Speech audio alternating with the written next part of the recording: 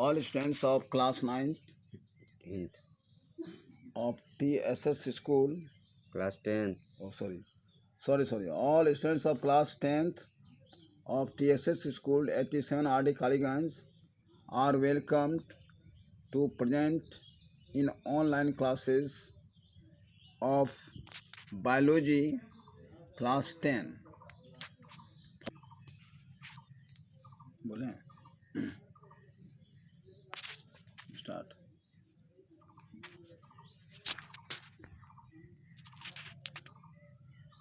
Now listen carefully. Anand sir, the science teacher, want to teach you about the respiration in animals.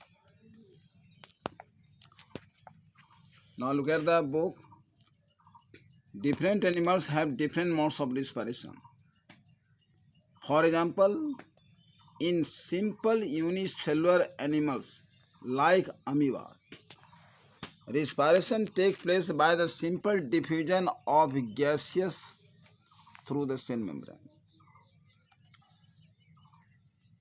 संसार में जितने भी प्राणी हैं, सभी प्राणियों में श्वसन की जो प्रकार है, यानी श्वसन करने की जो तरीका है, वो अलग अलग है. अब जैसे समझ लीजिए, इन सिंपल यूनिसेल्युलर एनिमल, कुछ एक कोशिकीय जंतु जिसको कि आप जानते हैं अमीबा जो है एक कोशिकीय जंतु है. It takes respiration takes place by the simple diffusion of gases through the cell membrane. वह उसमें जो रिस्पायरेशन होता है, यानी श्वसन क्रिया जो होती है, वह सेल मेम्ब्रेन के द्वारा होता है. यानी उसके जो कोशिका झिल्ली हैं, उस सेल मेम्ब्रेन के द्वारा गैसों के विसरण के फलस्वरूप होता है, यानी गैसों के आदान प्रदान के फलस्वरूप होता है. Most of the animals have, however, specific organs for respiration. अधिकांश जंतु में अलग अलग अपना उसका एक खास अंग होता है श्वसन के लिए. अब नंबर 2 में देखिए, the animals like earthworms which live in the soil use their skin to absorb oxygen from air and remove carbon dioxide. So the respiratory organ in the earthworm is the skin. अब जैसे देखिए, वैसे जंतु का नाम हम ले रहे हैं जो आपने सुना है, अर्थवर्म, यानी केंचुआ जिसको बोलते हैं, जो मिट्टी के अंदर रहता है और वह श्वसन क्रिया जो करता है चर्म के माध्यम से. उसकी जो बाहरी चर्म है, यानी उसका जो बाहरी जो चमड़ी है, त्वचा कहिए, उस त्वचा के माध्यम से हवा से ऑक्सीजन गैस लेता है और कार्बन डाइऑक्साइड गैस को छोड़ देता है. तो रिस्पायरेटरी ऑर्गन उस अर्थवर्म का स्किन ही कहलाता है, क्योंकि वह स्किन से लिया ऑक्सीजन को लिया और कार्बन डाइऑक्साइड को छोड़ दिया. तो earthworm has the respiratory organ skin. Skin is the respiratory organ of the earthworm. You can see. Now 3 point में देखिए, the aquatic animals like fish, prawns and mussels have gills as the respiratory organ which extract oxygen, dissolve in water and take away carbon dioxide from the body. Aquatic animal देख लीजिए. Aquatic animal का मतलब होता है जलीय जंतु, जल में रहने वाले जंतु, जैसे वह मछलियाँ, झींगा जिसको बोलते हैं प्राउन, मसल्स, ये सब जो है उसमें एक प्रकार का अंग होता है जिसको बोलते हैं गिल्स माने होता है गल्फर. उस गल्फर के माध्यम से ऑक्सीजन वह लेता है और पानी में जो घुली हुई जो ऑक्सीजन है, उस ऑक्सीजन को ही लेता है और कार्बन डाइऑक्साइड पुनः अपने शरीर से छोड़ देता है। तो here the gills is the respiratory organs of the aquatic animal. Have you already understood? Thank you. Now, 4. In the insects like grasshopper, cockroach, housefly, and mosquito, the teeny holes called spiracles on their body and their air tubes called trachea are the respiratory organs. अब आप देख लीजिए insect जो भी है, suppose that grass hopper जिसको बोलते हैं आप टिड्डा, कॉकरोच तिलचट्टा, हाउस फ्लाई यानी मक्खी, घरेलू मक्खी, एंड मॉस्किटो और मच्छर। तो ये सब जो भी है इंसेक्ट में, उसमें क्या होता है कि उसमें उसके छोटा सा छिद्र होता है, उसके जिसको बोलते हैं स्पाइरिकल्स, और उसके शरीर पर छोटा सा छिद्र होता है जिसको स्पाइरिकल्स बोलते हैं, और एयर ट्यूब्स भी होता है जिसको बोलते हैं ट्रेकिया। उस ट्रेकिया के माध्यम से वह श्वसन क्रिया करता है, यानी ऑक्सीजन को लेता है और कार्बन डाइऑक्साइड को छोड़ता है। अब आप देखिए, the respiratory organs of the land animals such as man, birds, lizard, dog and frog. कुछ रिस्पायरेटरी ऑर्गन्स स्थलीय जंतु, जैसे स्थल में रहने वाले जो जंतु हैं, जैसे मनुष्य हुआ, जानवर हुआ, पक्षी हुआ, डॉग हुआ, ये सब जो है, ये सब में क्या होता है कि लंग्स और ये लंग्स के माध्यम से अपना श्वसन क्रिया करता है। Lungs are the respiratory organs.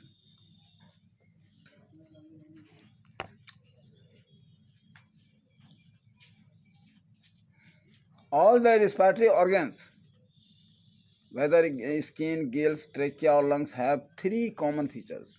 जितने भी रिस्पायरेटरी ऑर्गन्स है, जैसे कि मान लीजिए कि अभी हमने बताया कि स्किन, गिल्स में गल्फर, ट्रेकिया, लंग्स, ये सब जो है इस सभी में 3 कॉमन फीचर्स होता है, यानी उसको 3 आकृतियाँ होती है साधारण रूप से। All the respiratory organs have a large surface area to get enough oxygen. जितने भी रिस्पायरेटरी ऑर्गन्स है, उन सभी रिस्पायरेटरी ऑर्गन्स में उसका जो स्थान कहिए, एरिया कहिए, वह बड़ा होता है चूँकि ऑक्सीजन वह ले सके। All the respiratory organs have thin walls for easy diffusion and exchange of respiratory gases. जितने भी रिस्पायरेटरी ऑर्गन्स है, सभी में पतली दीवारें होती है जिससे कि वह ऑक्सीजन का आदान प्रदान कर सके अच्छी तरह से। All the respiratory organs like skin, gills and lungs have a rich blood supply for transporting respiratory gases. जितने भी रिस्पायरेटरी ऑर्गन्स हैं वह सभी में ट्रांसपोर्ट करने के लिए, यानी ऑक्सीजन को ट्रांसपोर्ट करने के लिए उसमें ब्लड की मात्रा ज़्यादा होता है। अब आप देख लीजिए रिस्पायरेशन इन अमीबा। अमीबा में रिस्पायरेशन की क्रिया कैसे होती है वह देखिए चित्र के माध्यम से।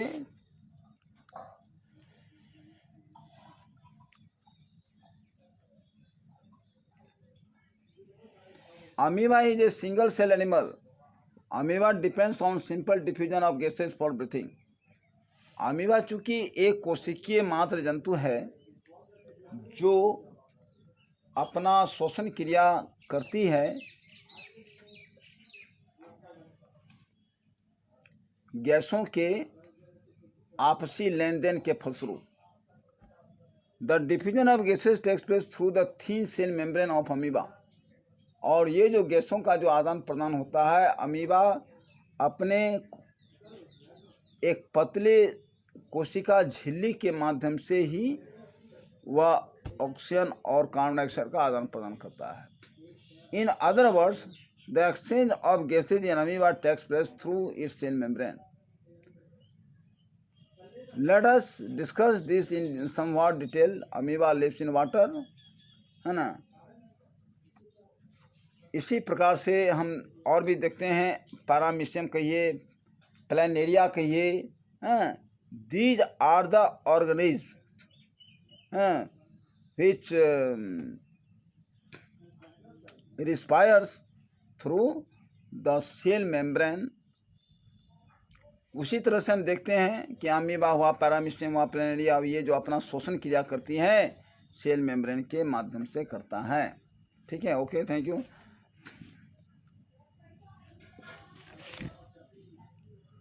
अब देखना है respiration in earthworm. So in large animals there is a blood circulatory system to carry oxygen to all parts of the body quickly। इस प्रकार से हम देखते हैं कि बहुत बड़े बड़े जंतुओं में ब्लड सर्कुलेटरी सिस्टम जो होता है ऑक्सीजन को कैरी जो करता है वो शरीर के अंदर में एक भाग से दूसरे भाग ले जाने के लिए, है ना। The blood contains respiratory pigment which take up oxygen from air and carry it to the body cells। और इस प्रकार से क्या होता है कि बड़े बड़े जंतु में ब्लड जो है वह रिस्पायरेटरी पिगमेंट को कंटेन करता है और जिससे कि वह ऑक्सीजन को हवा से ले लेता है और हवा से ले लेने के बाद शरीर के हर भाग में वह पहुंचाता है। अब आप देखना है human blood contains a respiratory pigment is called hemoglobin। Human blood में रिस्पायरेटरी पिगमेंट होता है। मनुष्य के रक्त में रिस्पायरेटरी पिगमेंट होता है जिसको बोलते हैं हेमोग्लोबिन। वह हेमोग्लोबिन जो है ऑक्सीजन को कैरी करता है, लंग्स से ऑक्सीजन को लेता है और शरीर के हर भाग में पहुंचाने का काम करता है। Haemoglobin is present in red blood cells. Haemoglobin जो है हमारे लाल रक्त कणिकाओं में मौजूद होता है, रेड ब्लड कार्पल्स में मौजूद होता है, जो ऑक्सीजन को कैरी करता है, एक भाग से दूसरे भाग में ले जाने पहुंचाने का काम करता है। We will now discuss the process of breathing and respiration in some large animals like earthworm, fish and humans. It is. Thank you. Now, respiration in earthworm। केंचुआ में रिस्पायरेशन किस प्रकार से होता है वो आप देखिए। The earthworm exchanges the gas through its skin। केंचुआ जो है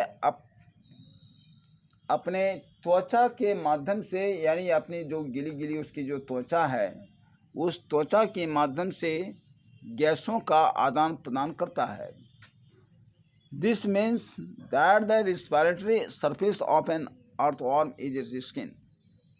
the skin of an earthworm is quite thin and moist and has a good blood supply. इस प्रकार से अर्थवॉर्म का जो बाहरी चमड़ी होता है यानी त्वचा होता है वह बहुत ही मुलायम, नमीपन लिए हुए होता है और पतला भी होता है और एक अच्छा गुड ब्लड यानी सप्लाई भी करता है, यानी blood supplier, good blood supplier भी कहलाता है। So the earthworms absorb the oxygen needed for respiration through its moist skin।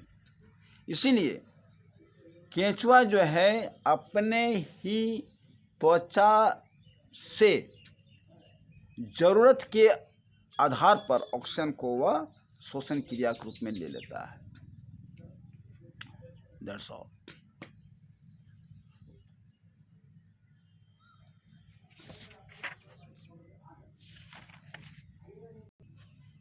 Now children, with all this thought the lesson, I want to finish till here. Now further chapter will be started in next video. So you will wait for respiration in fish, respiration in humans, respiratory system in humans. Experiment to show that carbon dioxide is produced during respiration. etc. Thank you for this.